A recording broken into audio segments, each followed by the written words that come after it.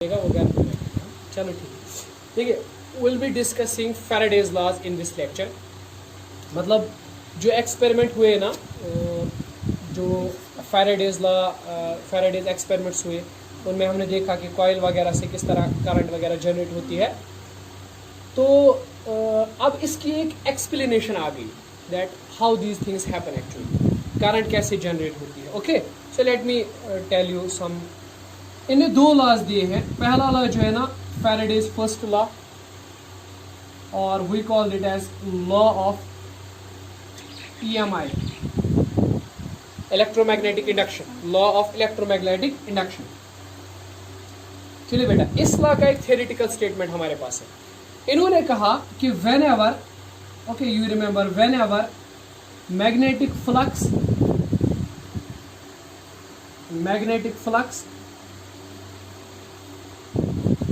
linked with the coil changes and EMF is induced in it,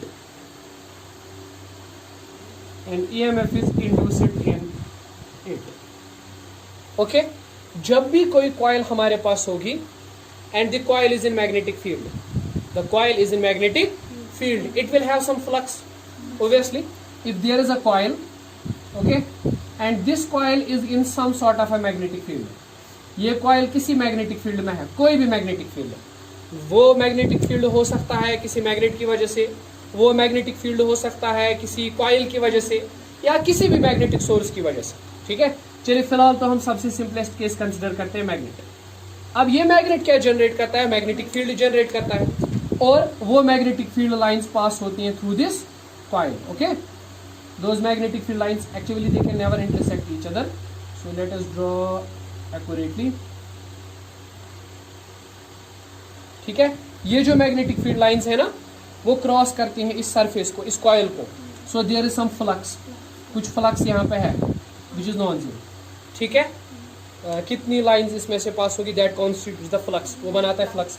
तो देखिए क्या कहा फैराडे ने कहा इफ दिस फ्लक्स चेंजेस, अगर ये फ्लक्स चेंज होता है, ठीक है, then there will be some current induced in the coil, there will be some current, कुछ करंट इसमें इंड्यूस हो जाएगी, राइट। देखिए, अगर आप मैग्नेट को रेस्ट पे रखेंगे, कॉइल को रेस्ट पे रखेंगे, what will happen, there will be some flux linked to the coil but the flux will be constant. Okay, अगर ये भी रेस्ट पर है, ये भी रेस्ट पर है, सपोज 50 इज द फ्लक्स, तो 50 will remain constant. Okay, it will remain constant, so there will be no flux change. If the coil and magnet is in rest, there will be no flux change. But if the coil or the magnet is in motion, or both are in motion, what will happen? This magnetic flux linked with the coil will change.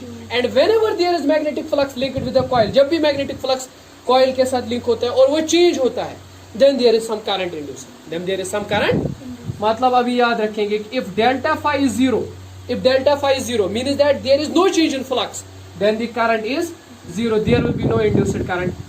Okay, but if the delta phi is non-zero, if the flux change is there, some flux is getting changed, so what will happen? There will be some induced current. Induced current is non-zero. Okay, so you have to remember. ठीक है, तो Faraday का पहला law क्या कहता है? ये कहते हैं कि जब भी किसी कॉइल के साथ मैग्नेटिक फ्लक्स जो होता है, लिंक होता है, चेंजिंग मैग्नेटिक फ्लक्स होता है, ठीक है, मैग्नेटिक फ्लक्स चेंज होता है, then what happens? There is some current induced in the coil. Okay, there is some current induced in the coil. Okay, just we'll assume an hypothetical situation where there is some magnetic field. There is some magnetic field here, whatever there is space. चलिए मान लेते हैं इस कमरे के अंदर या इस रूम के अंदर कोई मैग्नेटिक फील्ड है, ठीक है। If you have a this conductor in your hand and suppose the conductor is at rest, okay, so there will be no magnetic flux change. There will be some magnetic flux, but it will not change because the conductor is in rest.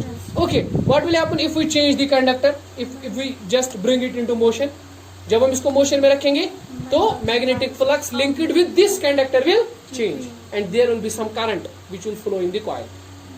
Okay, कुछ current होगी जो इस conductor के अंदर flow होगा.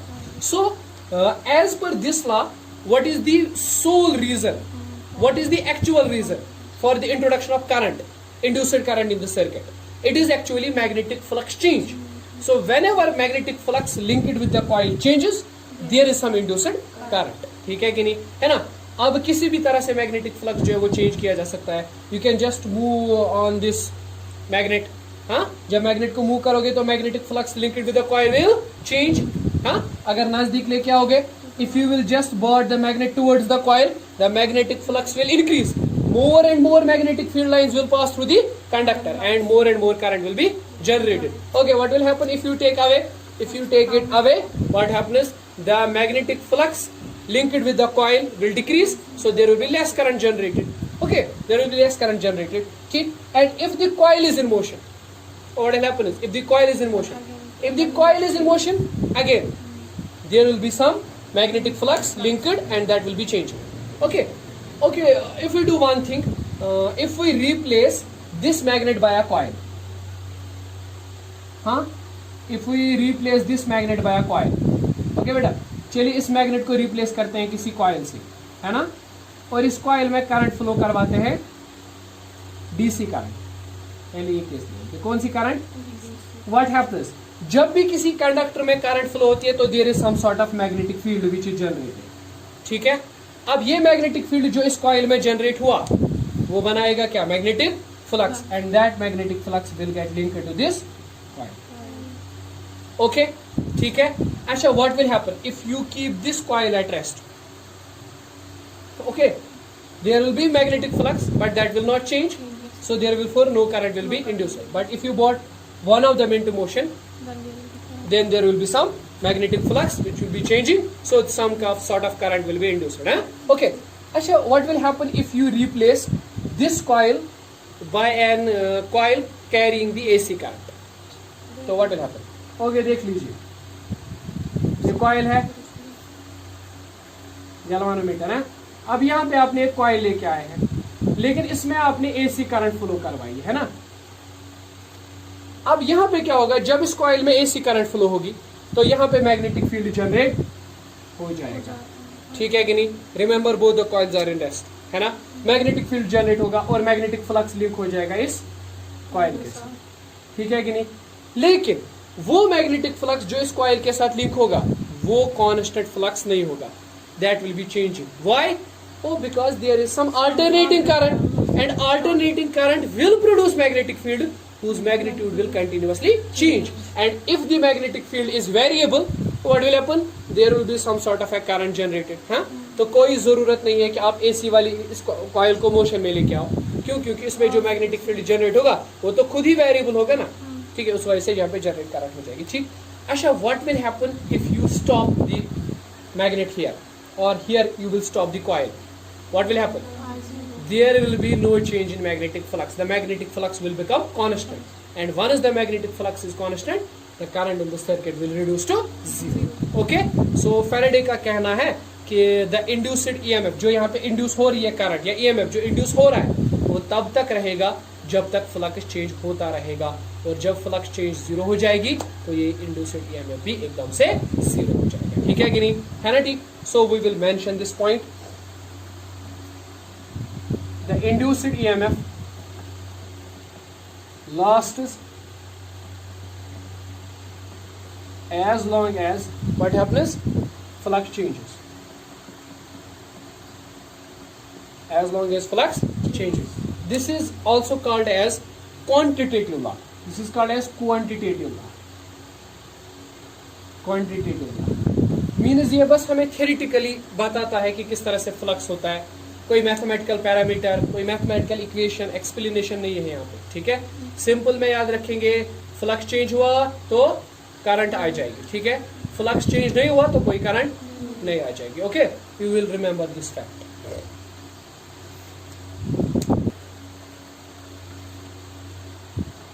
Second law of EMI,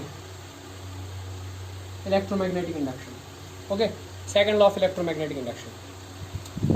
अब ये law जो है, ये लॉ सबसे पहले आप याद रखोगे, it deals with magnitude of induced EMF.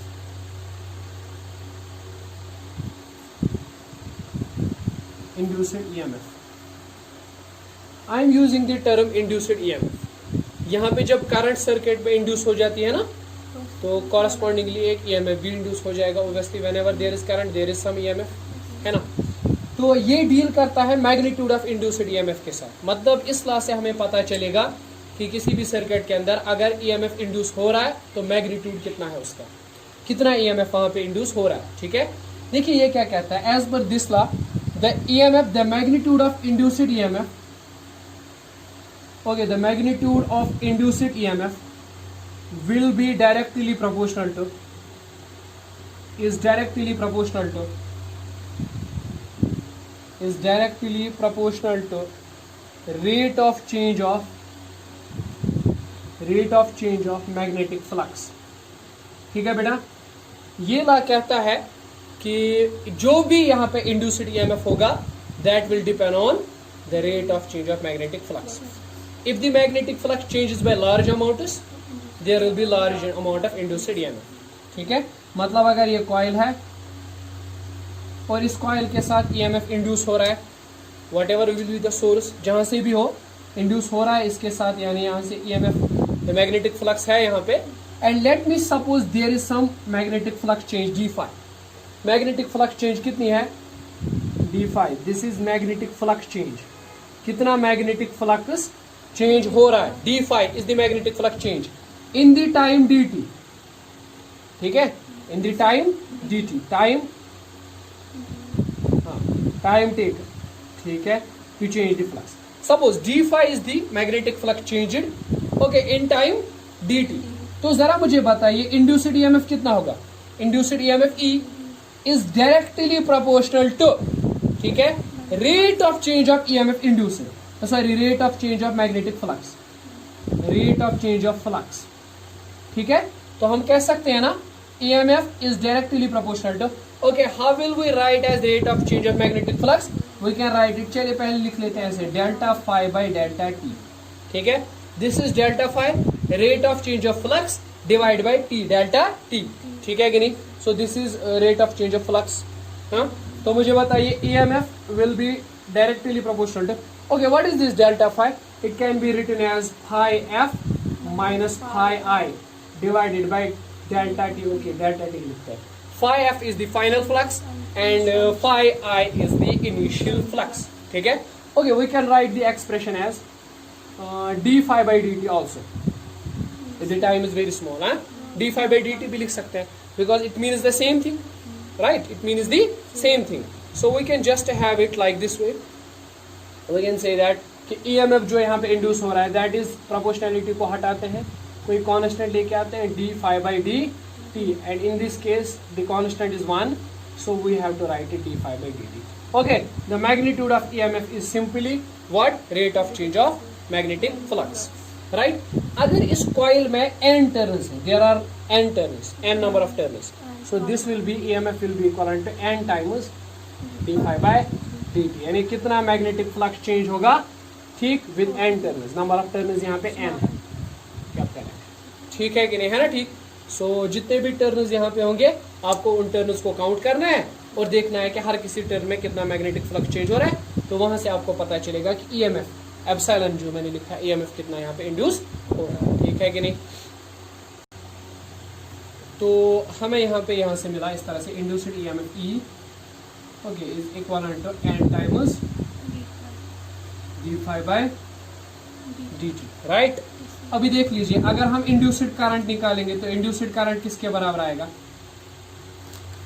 Induced current निकाल सकते हैं, induced current is nothing but EMF कितना है, वोल्टेज कितनी है, divide by resistance, as per Ohm's law है ना। तो यहाँ पे E कितना है, n times d phi by dt, और डिवाइड में r है तो वी कैन राइट, ठीक है। तो induced current I is nothing but n by r d phi by dt, ठीक है, okay, you can simply just remember this thing. अच्छा, यहाँ पे एक चीज देख लीजिए, नाउ थोड़ा सा इसको मॉडिफाई कर लेते हैं। E is, okay, let me right it simply d phi by dt, है कि नहीं, है ना। अब मुझे बताइए, हमने इलेक्ट्रोस्टैटिक्स में एक इक्वेशन पढ़ी थी, वोल्टेज किसके बराबर होता है, it is nothing but negative gradient of E dot dl, ठीक है। Voltage V is equal to minus potential difference is E dot dl, है कि नहीं, E dot dl is d by dt of, और ये जो phi है ना that is flux and it is given by integration V dot ds surface integral है हमारे पास, ठीक है, राइट। तो यहाँ पे हमने क्या किया, use voltage is equal to E dot D L, electric field, line integral of electric field. Voltage is always expressed as the line integral of electric field, and the magnetic flux is nothing but it is B dot ds. ds is the surface, okay, and B is the magnetic field. Okay, here on this side it is line integral, and on this side it is surface integral. Okay, so if we want to change the line integral from surface integral, okay, we can change it. How we can change it? We can take the, if the line integral has to be changed into surface integral, we have to take its curl, we have to take the curl of this field, है ना। तो ये तो already mentioned ही है कि यहाँ पे अगर आपको इसको चेंज करना है, इलेक्ट्रिक फील्ड को चेंज, इस इंटीग्रल को चेंज करना है लाइन से सरफेस में, तो आपको क्या करना है, यहाँ पे कर्ल देना पड़ेगा, डेल क्रॉस ई, ओके। तो ये हो जाएगा कन्वर्ट किस में, सरफेस इंटीग्रल, ठीक है। You can just right it like this, you can write it integration. यहाँ पे डिफरेंशिएशन है, उसके बाद इंटीग्रेशन है। We know these two things are interchangeable. We can change the, मतलब देखिए पहले इंटीग्रेशन करें और फिर differentiation. It is equal to कि पहले आप डिफरेंशिएशन करो बाद में इंटीग्रेशन, बात तो एक ही है ना, ठीक है। So we can write it d by d t of, okay, magnetic field B, and then we can write it dot d s, the things are same, right. So अगर हम इन दोनों साइड्स को जो है इक्वेट करें, D S and D S is equal, both are surface integrals. What is the conclusion? Del cross E minus is equal to what? dB by dt. Okay, let me write the partial derivative. Right? ठीक है, there is मतलब कोई problem नहीं है अगर हम partial integral लिखें, ठीक है। तो मुझे बताइए क्या निकला conclusion, del cross E is minus dou by dou t of magnetic field. This is what we call as the Faraday's law in differential form. Okay, it is Faraday's law in differential form. ठीक, it connects the electric field and magnetic field, right? It connects the electric field and magnetic field. Okay, see, dB by dt, if the magnetic field changes with time, dB by dt means if the magnetic field changes with, there will be some generation of electric field. Okay, there will be some generation of electric field. Electric field may be generated if you do one thing, if you change the magnetic field with time. And the time derivative of the magnetic field gives rise to what? Electric field. Okay, so we call this as induced this Faraday's second law. Okay.